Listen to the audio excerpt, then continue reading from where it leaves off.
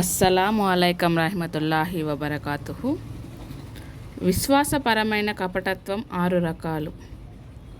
మహాప్రవక్తను సల్లల్లాహు అలైహి వసల్లం గారిని ధిక్కరించటం, మహాప్రవక్త షరియతులోని కొన్ని విషయాలను అసత్యమంటూ త్రోసిపుచ్చటం, మహాప్రవక్తపై హక్కాసును వెళ్ళగ్రక్కటం, విరోధభావం కలిగి ఉండటం, మహాప్రవక్త తెచ్చిన షరియతులోని కొన్ని విషయాల పట్ల ఓర్వలేనితనం ప్రదర్శించటం, మహాప్రవక్త ధర్మం అధోగతిలో ఉన్నట్టు అనిపిస్తే సంతోషించటం, మహాప్రవక్త ధర్మానికి చేకూరిన ప్రాబల్యాన్ని చూసి సహించలేకపోవటం.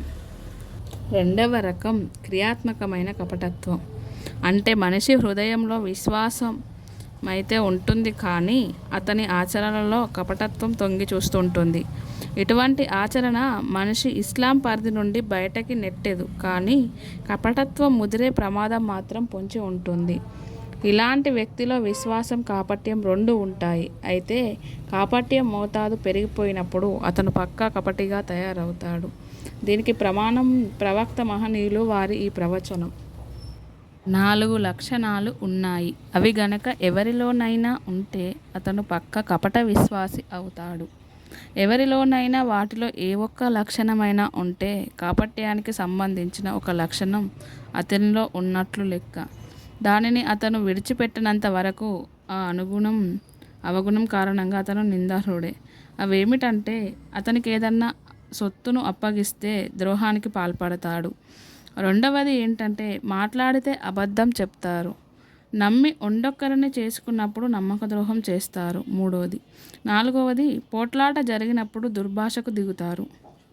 కనుక ఏ మనిషిలోనైనా ఈ 4 అవలక్షణాలు ఏకకాలంలో తిష్ట వేస్తే అతనిలో చెడుకు పూర్తిగా జోరబడినట్లే, అతని కపట లక్షణాలన్నీ పొడసూపినట్లే. మరెవరిలోనైనా వీటిలో ఒక అవలక్షణం ఉంటే అతనిలో కాపట్యానికి సంబంధించిన ఒక ఆనవాలు ఉందన్నమాట. ఒక్కోసారి ఒక దాసునిలో మంచి లక్షణాలు, చెడు లక్షణాలు, విశ్వాస లక్షణాలు, అవిశ్వాస కాపట్య లక్షణాలు 2 చోటు చేసుకుంటూ ఉంటాయి. అందుకారణంగా అతను బహుమానంతో పాటు శిక్షకు కూడా అర్హుడవుతాడు.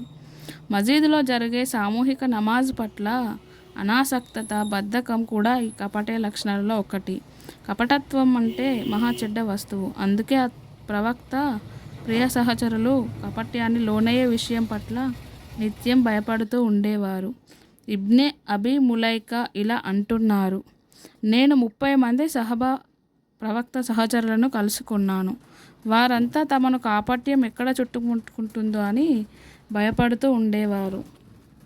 విశ్వాసపరంగా కపటత్వం ఉన్నవారి ఆచరణలు ఎలా ఉంటాయంటే, మహాప్రవక్త వారిని ధిక్కరించడం చేస్తారు. వారి షరియత్లో కొన్ని ఏమైనా మనకు చెప్పిన విషయాలను అవి అబద్ధాలు అని చెప్తూ ఉంటారు. అతనిపై ఆగ్రహం, అక్కాసును వెళ్ళగ్రక్కుతూ విరోధభావం కలిగి ఉంటారు. షరియత్లోని కొన్ని విషయాల పట్ల ఓర్వలేనితనం కూడా ప్రదర్శిస్తూ ఉంటారు.